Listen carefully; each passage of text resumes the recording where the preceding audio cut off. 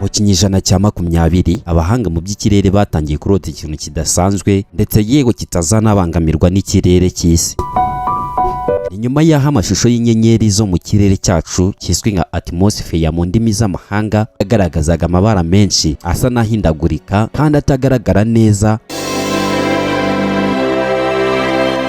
icyo kintu kidasanzwe ni telescope. Ibyo byatumye mu mwaka w'1946 umuhanga Raymond Spitzer atanga igitekerezo cy'uko hazajya hubakwa space telescope izajya ishyirwa mu kirere hejuru y'ikirere cy'isi. Icyo gitekerezo cyari nk'inzozi, ariko uko imyaka yagiye iba myinshi cyaje kuba impamo. Iyi ni Hodari Empire, naho iki ni ikiganiro za Itarabonwa bikisabwa kuyibyaza umusaruro. Ubu ukaba uri kumwe nanjye Uwimana Damien Hodari. Mu mateka ya telescope yahinduye uko tubona isi ndetse n'isanzure yayo.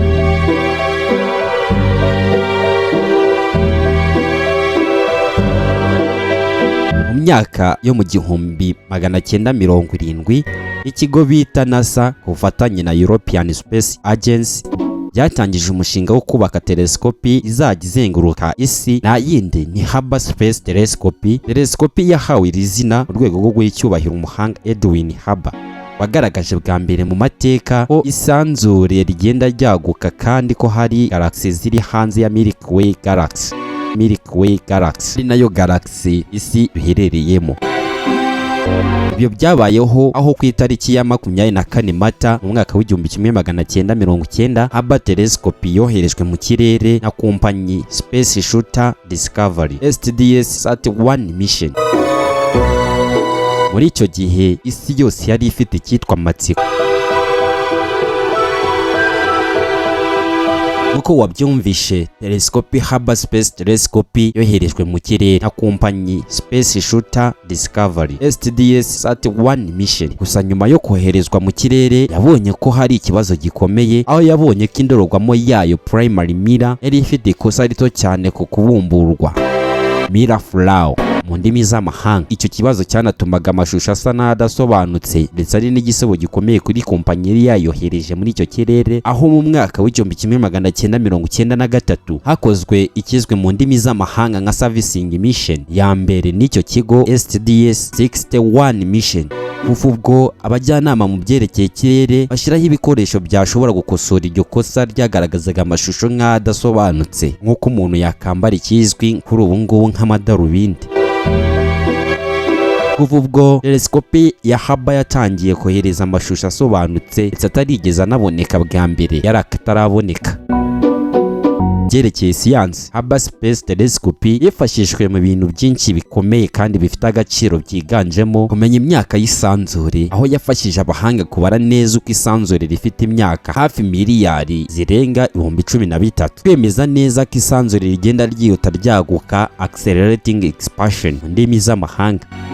Ibi kandi byanatumye habaho kugira amatsiko menshi ndetse hanavumburwa igitekerezo izwi nka dark energy, imbaraga z'umwijima tugenekereje mu kinyarwanda, ndetse yewe cyanahawe igihembo cyitiriwe Nobel mu mwaka w'2011.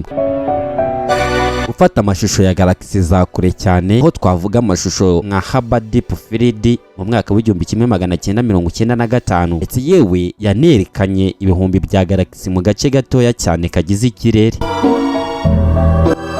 Kwiga uko inyenyeri zivuka, ko zipfa, ndetse no kwiga imibumbe iri hanze y'izuba mu kizwi nka exoplanet mu ndimi z'amahanga. Mu myaka igiye itandukanye kuva mu 1993 kugeza muri 2009, Hubble Space Telescope ikorerwaga servicing mission inshuro zigera kuri 5. Abajyanama bagendaga bayisimbuzamo kamera ifatashusho bakayongerera ndetse yewe n'icyitwa ubushobozi. Hubble yakomeje gukora itanagira undi ishobora kuba yayikosora. Naho mission yayo ya nyuma yabaye mu mwaka w'2009 mu kizwi nka SDS 125.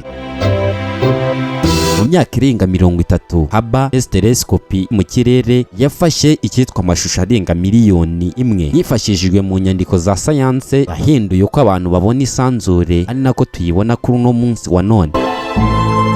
Bivugwa kandi ko Hubble Space Telescope ari imwe mu mishinga ya siyansi yageze kure mu mateka y'abantu. mu mwaka wa 2021 hagiye yindi telescope ikomeye cyane. Ni telescope yiswe James Webb Space Telescope. Gusa nubwo James Webb Space Telescope yoherejwe y'ubushakashatsi bwashyizwe hanze yemeje ko Hubble Space Telescope ari ikomeye cyane kurusha izindi, ndetse kandi yewe ko Hubble igikora kandi iranacyatangaza amakuru afite agaciro ikiremwa muntu dukeneye kuba twakora ndetse no kumenya.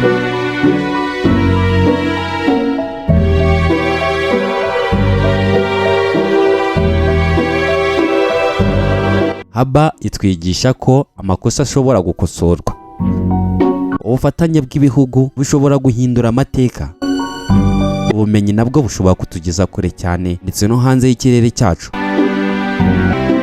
Naha dusoreje ikiganiro cy'uyu munsi. Ndagushimiye kuba twabanye muri iki kiganiro. Iyi ni Hodari Empire, nayo iki cyari ikiganiro Zahabu Itarabonwa, bityo usabwa kuyibyaza umusaruro. Wari kumwe nanjye Uwimana Damiye Hodari.